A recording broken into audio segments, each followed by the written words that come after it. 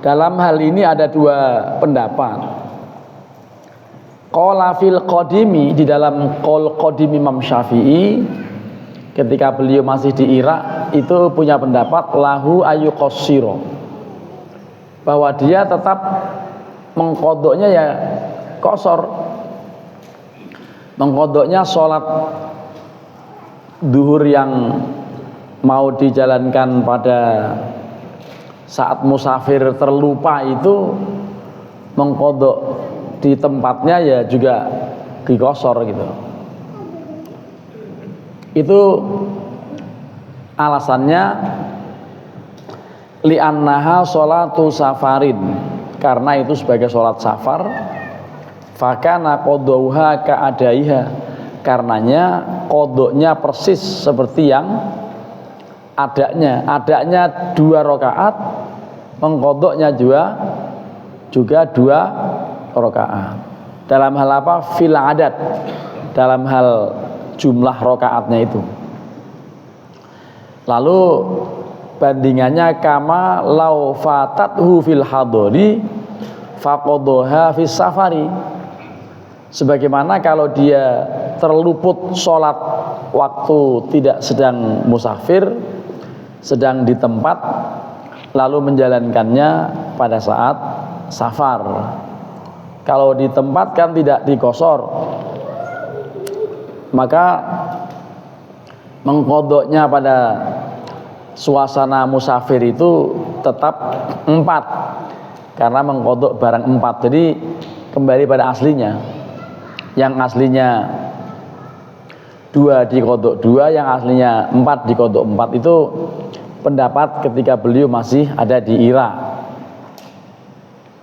Tetapi waqala fil jadidi, dalam qaul jadid Imam Syafi'i waktu beliau sudah di periode keduanya setelah hijrah ke Mesir, beliau mengatakan la yajuzu lahul qasru, itu tidak boleh mengkosor lagi karena sudah di tempat.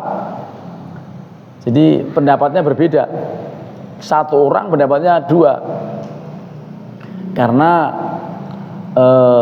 qaul qadim dan qaul jadid. Jadi memang begitu. Sesekali Imam Syafi'i itu dalam banyak hal ya pendapatnya tidak sama. Ketika sedang di Irak dengan ketika beliau sudah di Mesir itu beda. Jadi yang di Irak namanya qaul qadim, yang di Mesir namanya qaul jadid. Dan yang tidak boleh mengkosor karena sudah ada di tempat itu adalah al-ashah wa huwa al-ashahu. Itu pendapat yang paling sahih. Jadi pendapat yang paling sahih ketika sudah di Mesir, untuk tidak boleh lagi mengkosor karena sudah sampai di tempat gitu. Alasannya li'annahu takhfifun ta'allaqa bi'udhrin, karena itu sebuah takhfif. Mengkosor sholat itu sebagai takhfif atau dispensasi atau kemurahan Allah. Tetapi kemurahan Allah itu bi'udhrin, dengan sebab adanya udur. Udurnya apa? Musafir itu. Karenanya fazala bizawadil udhri, maka menjadi hilang udurnya, menjadi hilang kesempatan mengkosornya akibat atau gara-gara hilang udurnya. Udurnya apa? Musafir. Sudah tidak musafir, berarti tidak boleh mengkosor lagi. Ini penjelasannya secara gamblangnya begitu. Kal qu'udi fi sholatil maridi, ini sama halnya boleh sholat duduk khusus bagi yang sakit. Tapi kalau sudah nggak sakit, tidak boleh lagi duduk, tetap harus berdiri. Jadi sholat fardu itu wajib berdiri. Kalau tidak mampu baru duduk, kalau nggak mampu baru berbaring, kalau nggak mampu berisyarat gitu. Itu persis seperti itu. Karenanya begitu hilang udurnya, kembali pada kewajiban pertama. Sholat isya ya 4, sholat asar ya 4 rakaat, sholat duhur juga 4 rakaat, tidak boleh di kosor gitu. Karena sudah hilang alasan untuk mengkosornya, yaitu musafir.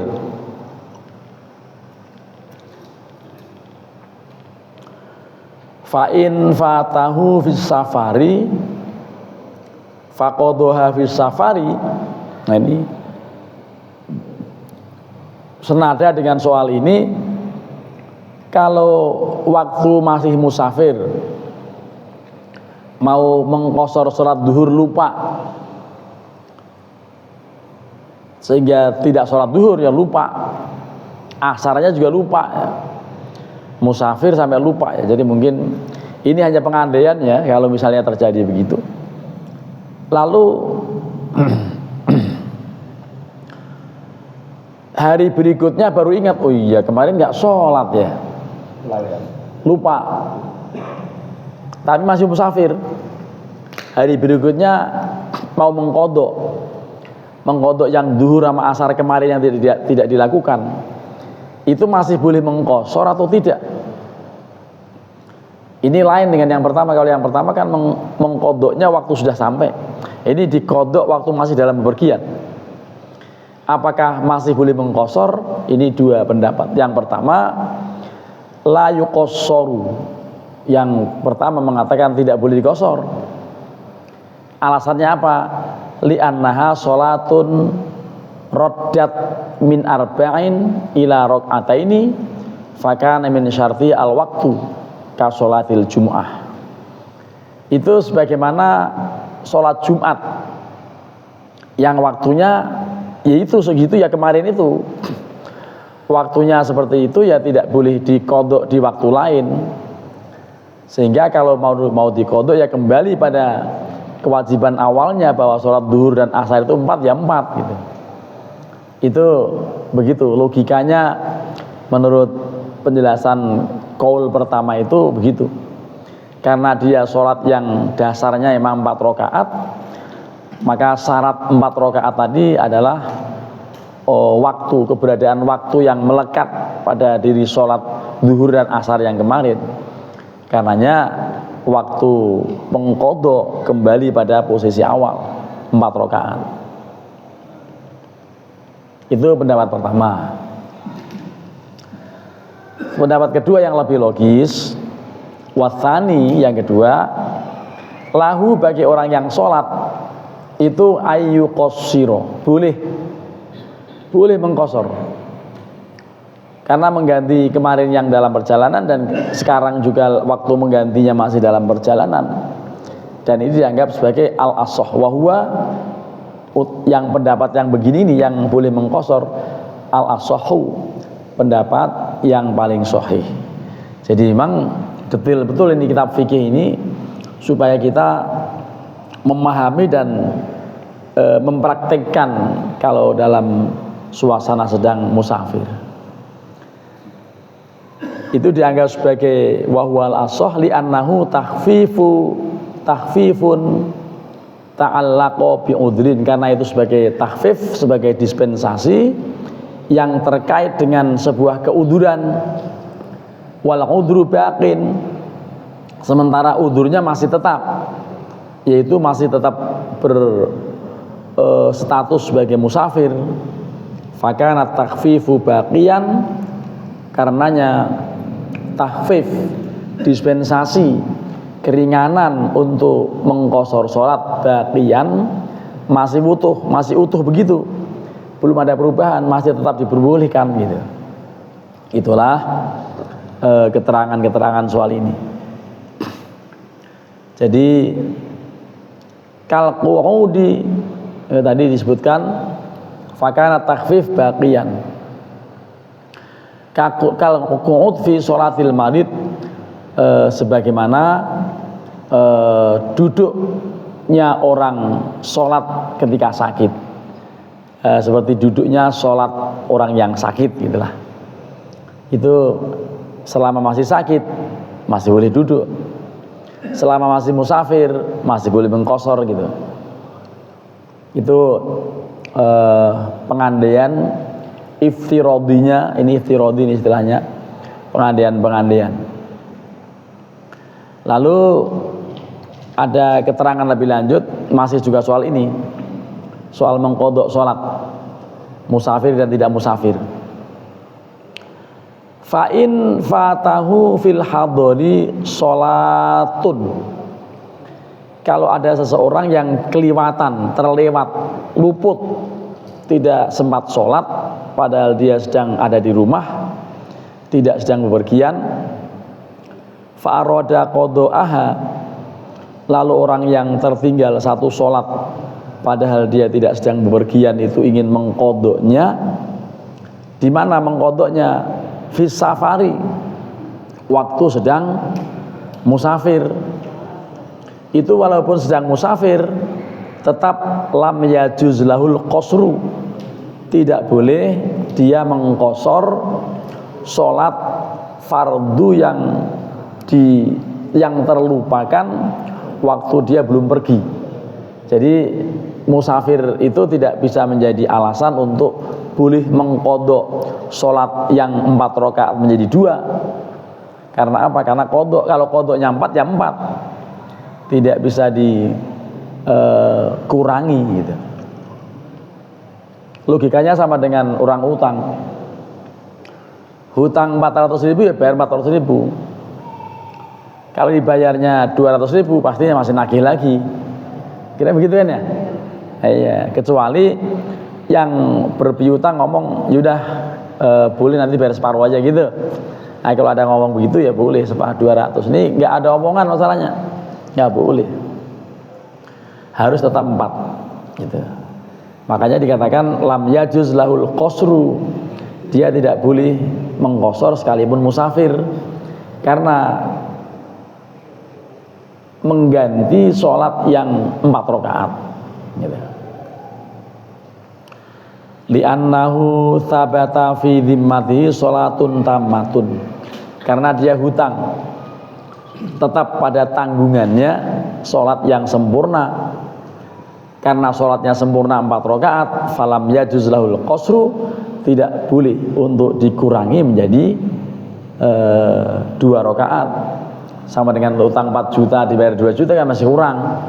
Nah, itu logikanya seperti itu. Jadi memang ini dijelaskan dengan detail, diuraikan dengan contoh-contoh iftiradi, supaya apa? Supaya kita kalau ketemu kasus yang model seperti ini kita jadi paham gitu.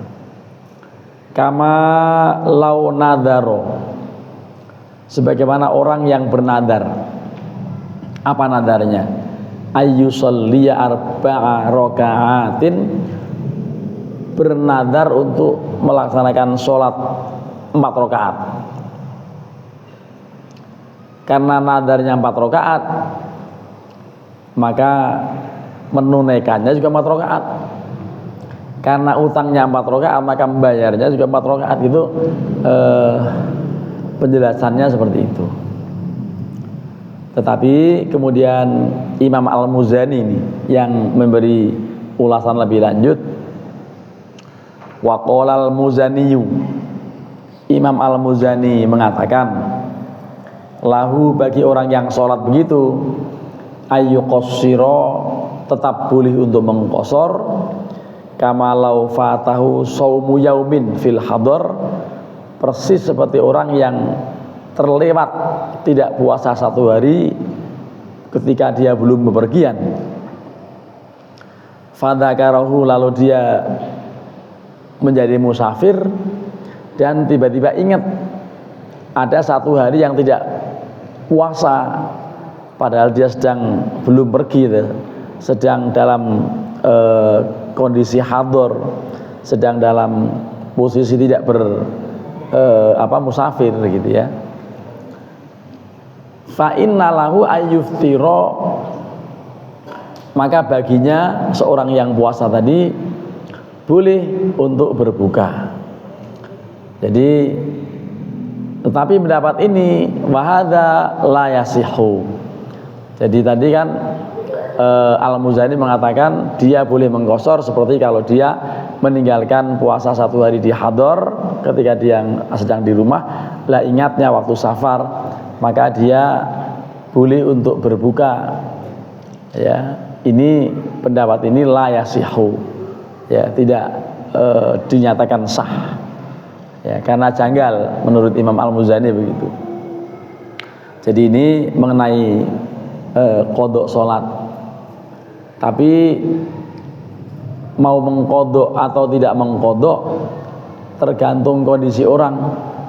Kalau orang itu sudah konsisten tidak meninggalkan sholat 5 waktu, maka ada kemungkinan mau mengkodok. Tapi kalau memang dasarnya malas, sudah nggak pernah sholat, boro-boro kodok, yang biasa juga nggak dikerjain, gitu. Jadi begitulah. Kita udah ngomong detail-detail, masih ada orang nggak sholat. Nah, tapi nggak di sini. Kalau di masjid ini sudah nggak mungkin ada orang yang tega meninggalkan sholat. Ya, jangankan sholat fardu, sholat rawatib aja, qobliyah ba'diyah itu kalau sampai tidak dilakukan, ada yang merasa kehilangan.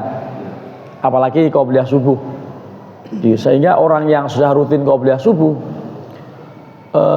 ketinggal, akhirnya terpaksa tidak sholat qobliyah subuh. Setelah subuh ngasih taklim, ngajar, itu oleh Allah tetap diganjar sudah qobliyah. Akibat apa? Akibat tidak pernah meninggalkan. Qodok boleh, tapi kalau enggak, contohnya saya ini kemarin disuruh ngisi suling, Pak Ji. Apa suling itu? Subuh keliling. Padahal saya udah ada jadwal di sana Al-Fajar, tapi panitianya ini sampai nelpon Masjid Al-Fajar, saya mau culik. Pak Irfan jangan ngisi, saya ngisi di. Saya sempetin, sayanya nggak ngasih keterangan bahwa jalannya kecil, saya bawa mobil lagi. Walah pusing, mau nggak bisa masuk, akhirnya saya parkir agak jauh. Itu pun belum ketemu, sudah ada komat. Akhirnya saya sholat di tempat yang komat itu. Ternyata imamnya cepet, dari imamnya itu baru aja komat langsung sudah rakaat kedua loh. Ini cepet banget. Saya pikir taraweh, padahal sholat subuh. Pas saya omongin begini, lagi saya ngajar itu, ternyata imamnya di sebelah saya. Karena ceritanya masjid itu Masjid Asyakirin, ya, di saya tuh babakan Masjid Asyakirin. Lalu saya udah jelas nggak bisa qobliyah itu, sudah ketinggalan 1 rakaat, udah gitu wiridnya cepet. Oh ternyata orang-orang itu pada mau menuju ke musola yang buat subuh keliling itu. Akhirnya salah seorang jamaah, ada saya antar ke sana. Begitu tengah antar, orang itu bilang, waduh saya belum bawa jaket nih Pak, belum bawa rompi. Rompi Bapak tidak lebih penting dari ngantar saya. Jadi tolong anterin dulu ke tempatnya, nanti Bapak silakan mau ambil jaket lagi nggak apa-apa. Gitu. Akhirnya saya diantar ke situ. Nah itu ada tradisi suling, subuh keliling. Harusnya kalau subuh keliling itu ya singkatnya subling, jangan suling. Kalau suling bambu itu, ya, subling mestinya. Supling paling tidak itu, subling. Nah, itu saya tidak sempat qobliyah, tapi saya yakin Allah memberi ganjaran saya qobliyah gara-gara saya memang nggak ketemu musola. Ya, kalau ketemu pasti bisa qobliyah. Gara-gara nyari-nyari, saya mau belok kecil jalannya, akhirnya saya, nah itu loh. Sampai istri saya suruh turun cek jalannya bisa nggak. Dia pusing mau lihat jalannya kecil. Oh ternyata emang kecil itu jalannya itu. Nah itu, jadi orang yang sudah rutin kemudian absen diganjar oleh Allah rutinnya itu. Itu. Makanya tahajud juga begitu. Rutin tahajud gitu. Suatu saat ketinggalan, Allah ganjar dengan pahala. Tapi kalau nggak pernah gitu ya nggak diganjar, nggak pernah gitu. Jadi baiknya memang membiasakan. Kalau sholat sunnah itu dibiasakan supaya tetap diganjar ketika terlewat gitu. Ya. Lalu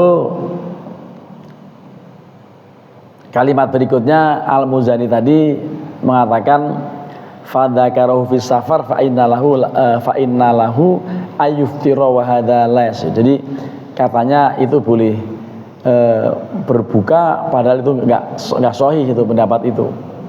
Ya.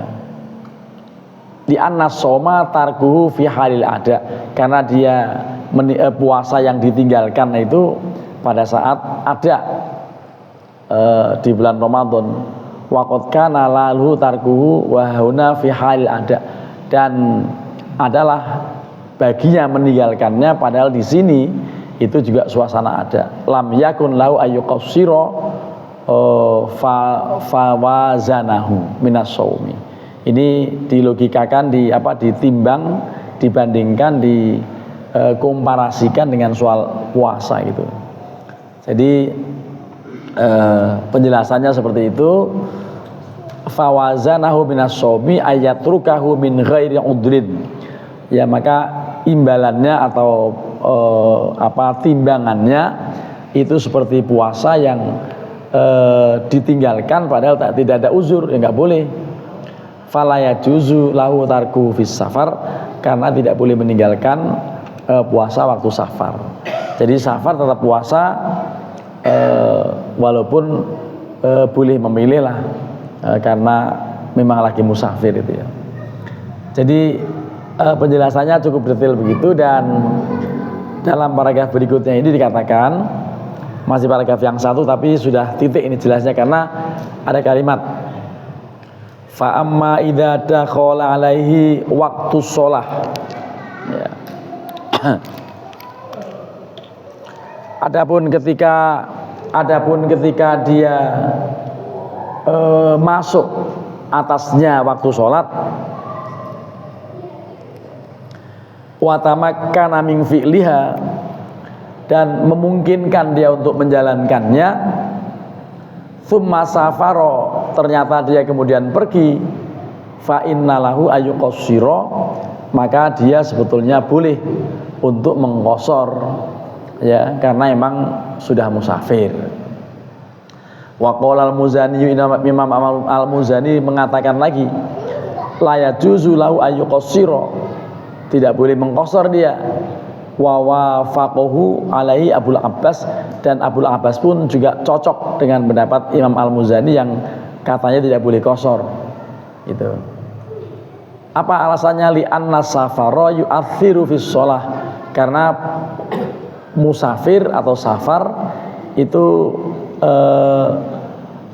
membekas atau yu'athiru mengutamakan dalam hal sholat, kama yu'athiru fil haid, sebagaimana berpengaruh, maksudnya mempengaruhi dalam soal menstruasi. Menstruasi mempengaruhi sholat. Maksudnya akibat menstruasi orang tidak boleh sholat. Safar juga mempengaruhi sholat. Maksudnya akibat safar orang boleh mengurangi, meringkas sholat. Jadi begitu. Disanding-sandingkan dengan soal mens. Mens itu pengaruhnya terhadap sholat menjadi tidak boleh sholat. Tapi kalau safar bukan tidak menjadi tidak boleh sholat, tapi justru boleh mengqosor gitu. Tsumma law tara al-haidu ba'dal wujub, kemudian karo telah berhenti haidnya, telah lenyap, artinya telah berhenti, telah suci, ba'dal wujub, setelah wajibnya sholat, wal ba'dal wal qudrati, dan juga setelah ada kemampuan untuk sholat, ala fi'liha, untuk menjalankan sholat, lam yu'athir dzalika, tidak ada pengaruh dalam yang demikian. Fakadzalika safar, demikian halnya safar. Ini dikait-kaitkan dengan soal udurnya sholat karena mens dan juga karena safar gitu ya.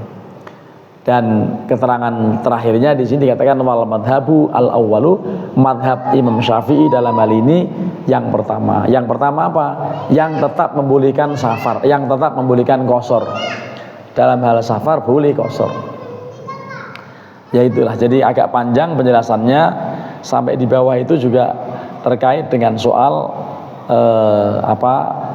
hubungan antara udzur dengan kewajiban, antara kewajiban dengan rukhsah atau dispensasi.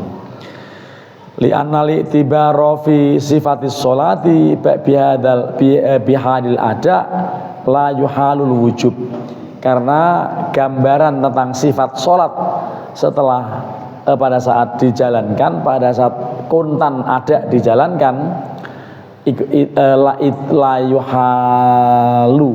la yuhalul wujub, tidak berubah menjadi wajib, ya, tidak berubah menjadi wajib sempurna, tapi tetap masih boleh mengqosor tadi. Wad dalilu alaihi, dalil terkait kebolehan mengqosor salat bagi safar tadi, annahu, sesungguhnya lau dakhala alaihi waktu zuhri, kalau masuk waktu zuhur terhadap orang yang mau sholat, wahwa abdun, padahal dia waktu masuk waktu zuhur itu masih berstatus sebagai budak, falam yusolli hatta utiqo, tetapi dia belum juga sholat, budak yang tadi, sampai berubah menjadi status merdeka. Jadi maksudnya memang antara merdeka dengan yang budak itu nanti menjadi beda, itu kewajiban sholatnya khususnya pada hari Jumat.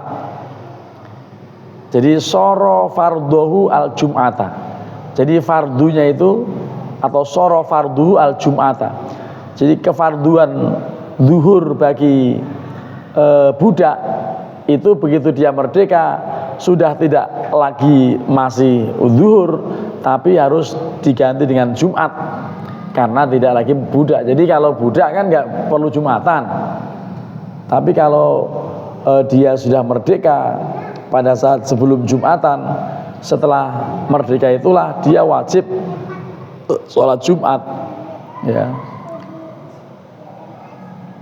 Tapi masalahnya sekarang tidak ada orang yang tidak wajib sholat Jumat. Kalau budak kan sudah nggak ada. Sopir bukan budak, ART itu asisten rumah tangga juga bukan budak, tukang kebun di rumah itu juga bukan budak. Jadi karenanya ya sekarang nggak ada lagi budak. Semua orang walaupun ART, walaupun sopir, walaupun tukang kebun, walaupun apa itu tetap dia wajib Jumatan, ya. Dan karyawan juga Jumatan. Pabrik di Induktorio, saya pernah khutbah di Induktorio. Waktu itu waktu Jumatnya jam 12 kurang 20 menit, tapi istirahat kantornya jam 12. Akhirnya saya datang ke situ, memang jam yang sama kok belum ada orang, padahal masjid-masjid lain udah pada adzan. Ini perek apa gimana ini? Oh ternyata enggak, nanti Pak jam 12. Loh jam 12 ini waktunya udah habis, waktunya udah pada mulai. Ya tapi kantornya jam segitu istirahatnya. Ya sudah, akhirnya berarti khutbah itu menyesuaikan jam kantor. Yang lain sudah pada pulang, saya baru ikut pulang, baru selesai, atau baru mulai masih agak lama selesainya. Itu akibat Jumatan menyesuaikan jam kantor, ya. Di masjid tertentu juga tidak boleh mengedarkan kotak amal sebelum jam 12. Kenapa? Belum ada orang, ntar nggak dapat duitnya. Gitu. Jadi ntar duitnya nggak ngumpul karena belum ada orang gitu. Jadi saya pernah mau bawa sholawat, ntar dulu. Pokoknya kalau belum 12 jangan, ntar nggak dapat banyak. Nah, nyeroknya ikannya belum banyak gitu. Nah, jadi kalau di sini kan nggak pakai gitu kan. Di sini sudah aja, udah pada nyemplungin aja, nggak usah pakai di. Tapi kalau boleh usul Pak Cecep, kotak amal kita kasih barcode. Sekarang udah ada pakai barcode ya. Jadi jangankan ini kotak amal, ngamen di Blok M pakai barcode. Itu kan mal pakai kiris. Iya, pakai barcode kiris. Jadi kalau ngasih 1.000 kan ya nggak lucu ya. Akhirnya ngasihnya ya ada 5.000, ada 10.000. Untung itu kaya juga itu akhirnya, ya. Jadi ngamen keren pakai barcode, pengamen pakai barcode, amal masjid kita belum ada barcode-nya. Nah, nanti Pak Joseph supaya dikasih barcode, masjid di mana-mana pakai barcode, supaya nanti tinggal tek gitu kan, pakai kiris gitu. Iya kan, pengamen aja pakai barcode, lah bener-bener kemarin. Bener, ini bukan bohongan. Saya lagi mau ceramah zuhur di Kementerian PU kan, karena belum sarapan, mau ceramah takut pingsan, makan dulu soto. Lalu ada jeng, Pak kalau nggak punya receh, pakai scan. Oh ya saya scan ya. Mau ngasih 1.000 malu ya. Akhirnya ya 3.000 dah ya sama temen gitu ya. Jadi ngamen pakai barcode gitu. Jadi sekarang ketua DKM jangan kalah sama pengamen. harus ada ini barcode-nya nih. Nah, jadi nanti kapan-kapan sudah langsung diproses, barcode-nya ada supaya nanti klik gitu, orang mau ngamal itu. Jadi begitu. Sekretaris siap. Nah, sekretaris siap nih. Ada ketua DKM sama sekretaris. Ini ibarat ini perintah gitu ya. Jadi perintah kasih barcode. Jangan kalah sama pengamen gitu ya. Sekretaris jangan kalah sama pengamen. Jadi masjidnya harus ada barcode-nya gitu ya. Ya, begitulah kajian kita. Ini ke belakangnya, ke bawahnya juga perumpamaan-perumpamaan mengenai itu, mengenai mengganti sholat dalam suasana antara musafir dan tidak musafir. Kalau ada yang mau diskusi, ada yang mau nanya soal yang dibahas, dipersilahkan. Kalau nggak ada, ya kita baca sampai mentok. Dan kalau perlu sampai habis suara saya ini begitu begitu mulai ngomong udah mulai kurang-kurang, cara mengutuhkan suara direfill terus. Ini apa namanya, dikasih minum terus itu. Saya lupa nggak bawa air hangat tadi, maksudnya air hangat begini. Adakah yang mau bertanya? Soal mengkosor berarti sudah paham. Dan air panas, air panas itu di dispenser itu. Nah, kalau ada supaya nanti kan habis Isya ada acara katanya ya. Iya. Tapi kalau ada sambutan-sambutan biar yang panjang-panjang, yang orang punya leher panjang. Saya lagi pendek ini lehernya ini. Ya. Dari mulai Jumat kemarin khutbah itu udah nggak bener banget suaranya itu. Suaranya membesar begitu ya. Ya. Jadi uraian berikutnya di bawah bahwa waddalilu alaihi annahu law dakhala alaihi waktu dhuhri wa huwa abdun, tadi sudah dibaca, antara kewajiban zuhur atau Jumat. Kalau masih budak dia cukup zuhuran, tapi kalau sudah merdeka dia harus Jumatan gitu. Kalau kita ini kan Jumat semua karena merdeka semua. Ya. Ini merdeka bukan masalah 1945 ya. Kemerdekaan itu status orang memang ada begitu. Di dalam tradisi lama ada istilah budak dan merdeka gitu. Ya.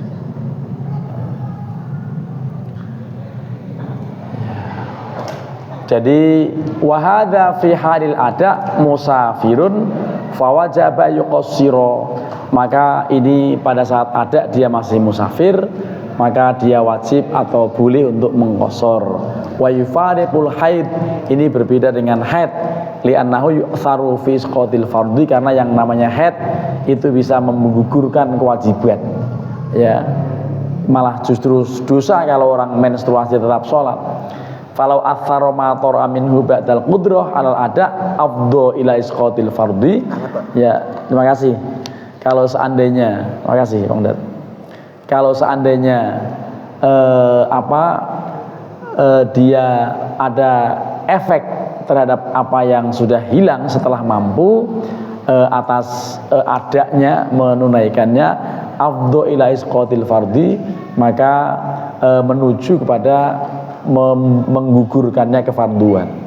Ba'dal wujub wal qudratu was safar yu'athiru fil adat, sedangkan antara kewajiban dan status safar itu pengaruhnya terhadap jumlah rakaat, yang tadinya 4 menjadi 2. Fala yufdi ila isqatil fardhi, maka tidak ada pengaruh terhadap menggugurkan kewajiban. Tetap wajib, hanya ada dispensasi.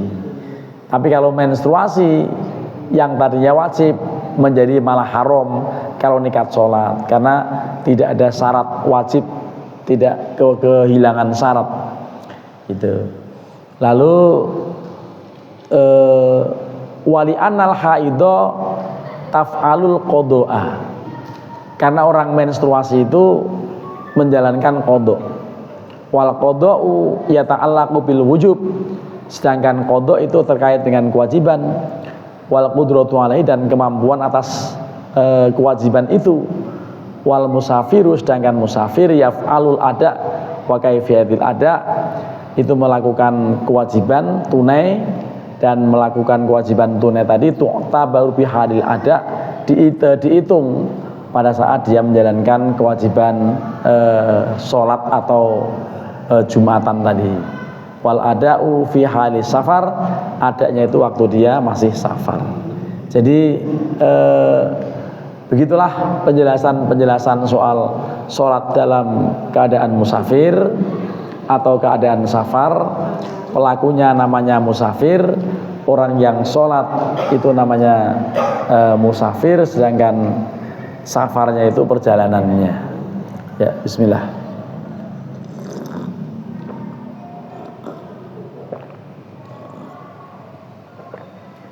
Ya, di dua baris terakhir itu ada kalimat wa in safara wa qad baqiya minal waqti aqalla min qudratis shalah. Kalau dia masih bepergian dan tetap masih ada kewajiban minimal atau kewajiban sholat gitu ya. Fa in qulna, kalau kami berpendapat innahu muaddin li jami shalah jazalahul qasru, kalau kami berpendapat bahwa dia tetap wajib menjalankan sholat, maka juga wajib atau boleh dia mengkosornya. Tetapi sekali lagi yang dikosor hanya khusus yang rokaatnya jumlahnya 4, dan menjamak juga khusus. Khususnya itu kategori tergelincirnya matahari dan kategori gelap-gelapnya malam. Sehingga ada pengumuman yang memberi pengumuman minta maaf atas kesalahan pengumumannya. Karena apa? Ada perintah sebuah lembaga atau bahkan kantor Kementerian Agama mana gitu ya, bukan kepala kantornya tapi mungkin staf atau apa gitu ya. Ibu-ibu besok kalau mau berangkat umroh karena pesawatnya jam waktu subuh, maka jalankan saja subuhnya dijamak dengan isya gitu. Itu dengan entengnya pertama-tama ngomong begitu. Lalu setelah viral dicemooh banyak orang, ya dicemooh banyak orang, baru minta maaf. Mohon maaf, memang saya kejanggalan ilmu saya. Kalau janggal ilmunya, jangan diviralkan, jangan di video menjamak subuh waktu isya. Dari mana itu? Ya, itu tidak berlaku. Menjamak itu hanya untuk zuhur, asar, maghrib, isya. Walaupun asar maghrib deket, tapi nggak bisa dijadiin satu karena dia kelompoknya lain.